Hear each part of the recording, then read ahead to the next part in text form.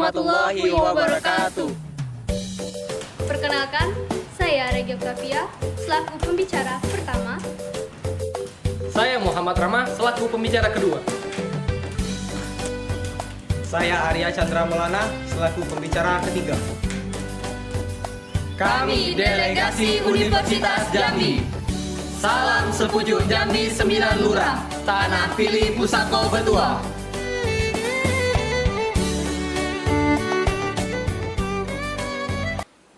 Assalamualaikum warahmatullahi wabarakatuh. Shalom, Om Swastiastu, Namo Buddhaya, salam kebajikan, salam sejahtera untuk kita semua. Sidang Dewan Juri yang terhormat, lawan debat, rekan bertukar pikir, serta kaum intelektual yang saya banggakan. Saya Regi Oktavia selaku pembicara pertama pada tim pro, izinkan saya untuk menyampaikan mosi perdebatan pada kali ini, yaitu pro kontra terhadap sistem pendidikan daring. Penyebaran corona disease atau biasa disebut dengan COVID-19 belum adanya tanda-tanda penurunan, khususnya di wilayah Indonesia. Justru tren yang terjangkit malah semakin meningkat, mendorong Kementerian Pendidikan dan Kebudayaan Republik Indonesia mengambil langkah-langkah pencegahan penyebaran COVID-19 di dalam dunia pendidikan, yaitu dengan diberlakukannya pendidikan daring. Berdasarkan data gugus tugas percepatan penanganan COVID-19 yang saya kutip dari portal COVID-19, bahwasannya penyebaran virus COVID-19 ini semakin meningkat, dan ini pun terjangkit dan sangat sering terjadi pada anak-anak dan orang tua, sehingga ini pun menjadi sangat urgensi bagi dunia kesehatan. Daring merupakan singkatan dari dalam jaringan yang biasa kita kaitkan dengan teknologi. Pembelajaran daring pun adalah sistem pendidikan dan pembelajaran yang dilakukan secara online, baik melalui aplikasi maupun jejaring sosial. Secara tidak langsung, ini pun sangat cocok dengan kita yang mana generasi Z yang lahir di era digital dan berkembang di era teknologi. Ini pun menjadi tekanan dan mau tidak mau kita tetap harus melakukannya guna memajukan tatanan revolusi industri 4.0. Bak buah si malakama, mau tidak mau kita harus tetap melakukan dan mampu beradaptasi dengan dunia digital pada saat ini. Dampak positif pada sistem pendidikan daring di tengah COVID-19 adalah yang pertama, memicu percepatan transformasi pendidikan, munculnya kreativitas tanpa batas, membangun mental positif, dapat dilakukan kapanpun dan dimanapun, membangun mental positif yang sangat baik, dan tenaga pendidik serta peserta didik bisa melek terhadap informasi dan teknologi dunia pendidikan. Saya selaku tim pro, izinkan saya untuk memberikan parameter pada perdebatan kali ini, yaitu pro kontra terhadap sistem pendidikan daring di tengah pandemi. Landasan hukum Undang-Undang Dasar 36 tahun 2009 tentang kesehatan. Ini pun menjadi dasar buat kita bahwasannya penyebaran corona ini sangatlah meningkat dan menjadi urgensi bagi dunia kesehatan, baik apapun itu. Mengapa mosi ini perlu diperdebatkan? Mengingat dan menimbang bagaimana kesehatan setiap manusia, dan kita pun tidak memiliki pilihan lain selain tetap menjalankan sistem pendidikan daring di tengah pandemi COVID-19 ini. Secara tidak langsung, ini menuntut semua orang secara global untuk beradaptasi dengan kehidupan virtual agar tetap aman di rumah saja. Berdasarkan data yang saya kutip dari Jawa Post, bahwasannya sebanyak 91% pengguna internet adalah anak-anak berusia 15 hingga 19 tahun. Ini berarti banyak sekali pengguna internet yang melakukan teknologi dengan sangat cepat di usia anak-anak.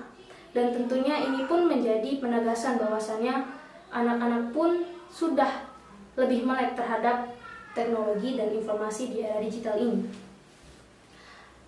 Kepada tim kontra, sistem pendidikan daring ini apakah diberhentikan begitu saja? Nadiem Makarim pun mengungkapkan bahwasannya tidak bisa diberhentikan begitu saja, karena ini pun harus tetap dilakukan sebagai kesempatan terbesar untuk instansi pendidikan untuk memberikan berbagai model pembelajaran. Kesempatan besar untuk melakukan berbagai macam efisiensi dan teknologi dengan private software, aplikasi, dan memberikan kesempatan bagi tenaga pendidik, peserta pendidik melakukan berbagai macam hybrid model dan school learning management system. Hal ini terbukti dalam pelaksanaan pendidikan daring, meskipun masih banyaknya sisi negatif yang kita dapatkan, namun tidak menjadi kemungkinan untuk kita mampu lebih berkembang dan lebih dekat serta lebih akrab dengan dunia digital. Dan kita pun memiliki indikator pendukung dari pemerintah, yaitu diberikannya kuota gratis untuk melakukan pembelajaran sistem daring, dan sementara itu solusi untuk masyarakat pun harus kita berikan kebijakan dari pemerintah, yaitu pelayanan daring secara gratis dan bekerja sama dengan provider internet, serta pemerintah pun harus memberikan penyederhanaan pada kurikulum. Lalu untuk sekolah-sekolah memberikan sosialisasi kepada setiap orang tua dan anak-anak bagaimana cara melakukan peranan dan tugas-tugasnya. Untuk itu lebih baik juga pemerintah memberikan beasiswa smartphone agar bisa berjalan dengan lancar pendidikan daring bagi teman-teman pada saat ini dan tidak menyulitkan bagi sebanyak orang. Untuk itu, saya Radio Octavia memberikan penegasan bahwasannya saya pro terhadap pendidikan daring pada saat ini. Salam perdebatan. Assalamualaikum warahmatullahi wabarakatuh. Salam Om Swastiastu, Namo Buddhaya. Salam kebajikan, salam sejahtera untuk kita semua. Sidang Dewan Juri yang terhormat, lawan debat rekan bertukar pikir yang saya banggakan, serta sivitas akademika kaum intelektual muda yang berbahagia yang menyaksikan video perdebatan kami pada hari ini. Di sini saya Muhammad Rama berdiri sebagai pembicara kedua pada pihak kontra pada mosi perdebatan kali ini. Sebelum saya masuk ke dalam ranah argumentasi saya lebih lanjut, izinkan saya untuk memberikan bidasan-bidasan terkait kekeliruan berpikir ataupun argumentasi yang telah disampaikan oleh pembicara pertama dari pihak pro. Pihak pro telah menyatakan bahwasannya pembelajaran yang sangat efektif dan efisien pada dewasa ini yaitu pada masa pandemi COVID-19. Selain itu, pembicara pertama juga mengatakan bahwasannya pendidikan daring menyebabkan kreativitas siswa atau pelajar di Indonesia semakin meningkat. Pada kenyataannya di lapangan tidak demikian. Sistem pembelajaran daring di Indonesia cenderung meribetkan para pelajar dan para mahasiswa di Indonesia. Di sini saya melihat pembicara pesatu di pihak pro hanya menjustifikasi sebuah kegagalan pemerintahan pada saat ini. Dari argumentasi dari awal pertama kali pembicara pertama menyampaikan bahwasanya tren kesehatan ataupun penularan COVID-19 cenderung meningkat. Artinya, dengan pembelajaran sistem daring pun tren peningkatan penularan virus corona tidak berkurang. Artinya, pemerintah telah gagal menanggulangi dua problematika yang sedang dihadapi Indonesia, yaitu yang pertama adalah kesehatan, yang kedua adalah pendidikan. Memang pada dasarnya sebagai manusia yang memiliki hati, kita akan mendahulukan kesehatan. Namun apakah pendidikan di Indonesia akan berjalan dengan seadanya dan selalu diwajarkan? Mungkin jika pada awal periode penerapan metode pelajaran daring ini masih terdapat kecacatan, masih bisa kita maklumi. Namun metode pelajaran daring sudah berbulan-bulan, hampir 7 bulan kita berjalan, tidak ada perubahan signifikan dari metode pembelajaran daring ini. Banyak dikeluhkan oleh para orang tua siswa karena pembelajaran daring meribetkan. Mungkin yang kita ketahui adalah asas dari pembelajaran daring adalah efektif, efisien, dan fleksibel. Namun pada kenyataan di lapangan, para orang tua siswa harus memiliki fasilitas yang mumpuni. Telah disampaikan oleh pembicara pertama bahwasanya daring adalah dalam jaringan yang mana terhubung dengan internet. Artinya, orang tua dan siswa ataupun pelajar harus memiliki fasilitas-fasilitas untuk menunjang efektivitasan belajar daring. Hal ini mungkin menjadi masalah bagi masyarakat menengah ke bawah. Mungkin bagi kita yang menengah ke atas, hal ini bisa diwajarkan dan bisa ditanggulangi dengan cepat. Bagaimana dengan masyarakat yang cenderung masyarakat Indonesia adalah masih banyak terjatuh di bawah garis kemiskinan. Tercatat pada survei kompas.com sudah tercatat hampir 66 juta warga masyarakat Indonesia rentan miskin. Artinya sudah sebanyak itu masyarakat Indonesia dihantam ekonominya oleh pandemi COVID-19. Apakah kita, pemerintahan, masih ingin memberatkan dengan adanya metode pembelajaran daring ini yang mana cenderung mahal, alih-alih mendapatkan efisien dan efektif? Pembelajaran daring cenderung reward dan ribet serta mahal. Artinya hal ini harus diperhatikan dan pemerintah harus cepat dan peka menanggulangi hal ini. Pembicara pertama telah menyampaikan bahwasanya pemerintah telah memberikan layanan gratis kuota sebanyak yang telah disampaikan seperti 50 GB, 35 GB bagi pelajar di Indonesia. Namun pada faktanya hari ini mahasiswa dan pelajar belum menerima kuota tersebut. Apakah ini yang disebut dengan bantuan? Terlambat? Ya, sangat terlambat. Jika kita lihat Undang-Undang Nomor 20 Tahun 2003, Pasal 5 ayat 1 menyebutkan setiap warga negara mempunyai hak yang sama untuk memperoleh pendidikan yang bermutu. Namun pada hari ini masyarakat kelas bawah tidak dapat menerima dan mendapatkan pendidikan bermutu.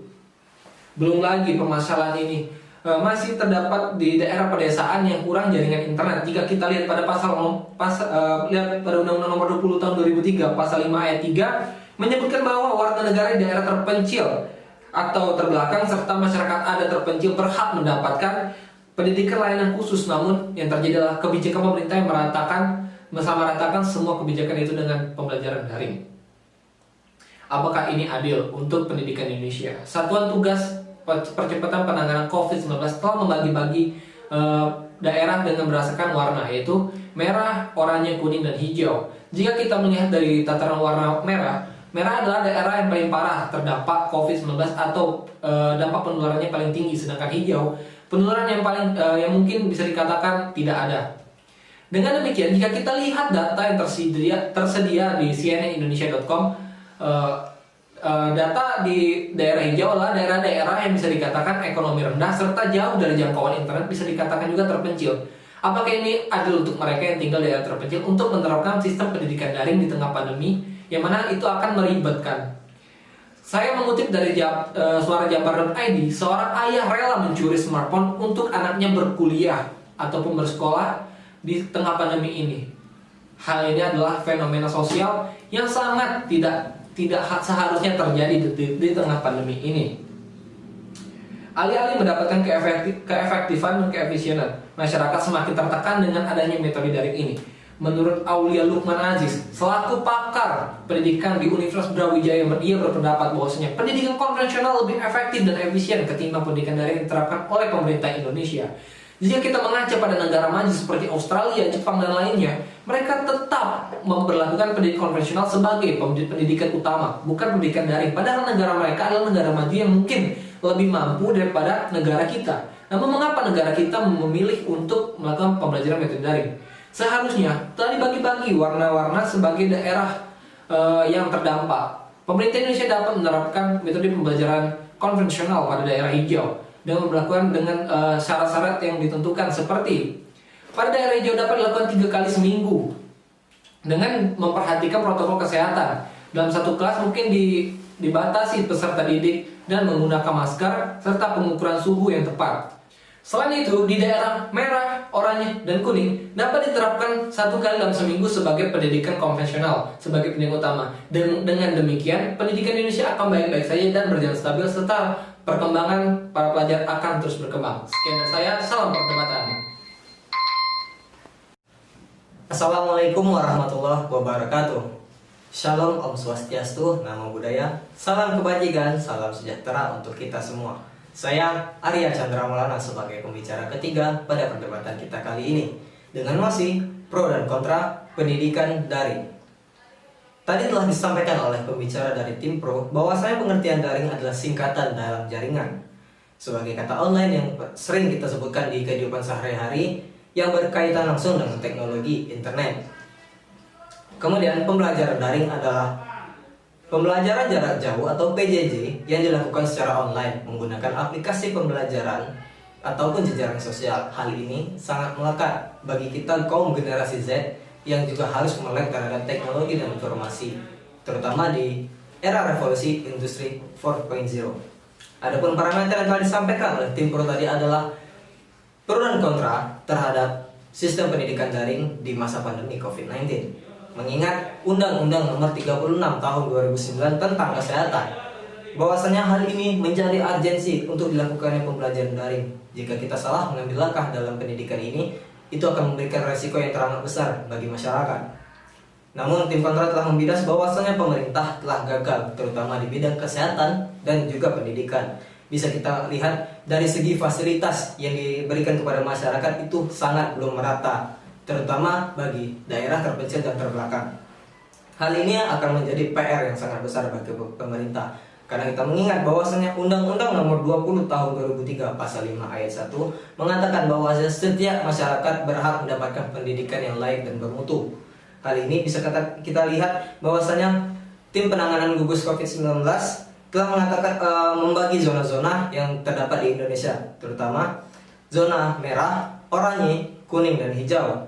Tadi tim kontra telah mengatakan bahwasanya zona hijau adalah zona yang sangat memungkinkan untuk dilaksanakannya pendidikan secara tatap muka dengan syarat bahwasanya pendidikan tatap muka ini dilaksanakan dengan sesuai protokol kesehatan yang ditetapkan oleh pemerintah.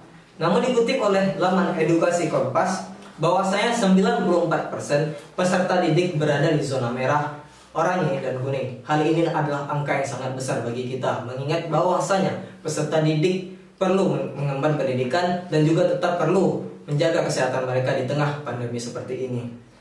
Karena jika dilaksanakan pendidikan daring selama pandemi ini, hal tersebut adalah menjadi tantangan bagi kedisiplinan antara peserta didik dan orang tuanya dalam mengawal pendidikan ini. Kemudian kita telah ketahui bahwasan teknologi yang sudah mumpuni untuk digunakan di seluruh Indonesia maupun di tingkat masyarakat dewasa ataupun anak-anak. Namun kita perlu ketahui bahwa saat pandemi seperti ini kita tidak punya banyak pilihan, menimbang dan memperhatikan bahwasanya kita tidak bisa mempertaruhkan tingkatan kesehatan demi pendidikan. Begitu pula sebaliknya, kita tidak bisa membiarkan pendidikan berhenti demi kesehatan. Bahwasanya sekarang ini kita harus bisa memaksimalkan teknologi yang ada dan juga mengajukan sebuah ajuan kepada pemerintah agar membuka kerjasama dengan provider internet maupun aplikasi untuk memberikan layanan gratis dalam pendidikan daring ini. Dan juga apabila pendidikan daring ini terjadi ataupun dilaksanakan selama ini, tadi telah dikatakan oleh tim pro bahwasanya dampak positif itu adalah memicu percepatan transformatif pendidikan, kemudian munculnya kreativitas tanpa batas baik di tingkat pendidik maupun tenaga pengajar. Dan juga belajar dari rumah ini menjadi kesempatan bagi peserta didik untuk menerapkan ilmu di tengah-tengah keluarga dan juga membangun mental positif bagi peserta didik ataupun tenaga pengajar, dan juga peserta dan tenaga pendidik itu bisa melek terhadap teknologi dan informasi terkhususnya di bidang pendidikan agar lebih efektif dan efisien serta fleksibel.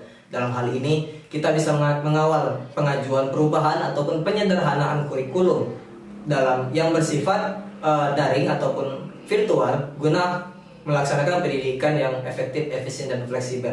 Dalam hal ini kita mengharapkan bahwasanya pendidikan daring ini bisa dilaksanakan selama pandemi dengan baik dan benar, ataupun bisa kita laksanakan setelah pandemi dan jika sewaktu-waktu pandemi kembali datang. Dengan ini saya menegaskan bahwasanya sistem pendidikan daring ini sangat cocok terutama di era revolusi industri 4.0. Saya ucapkan terima kasih, salam perdebatan.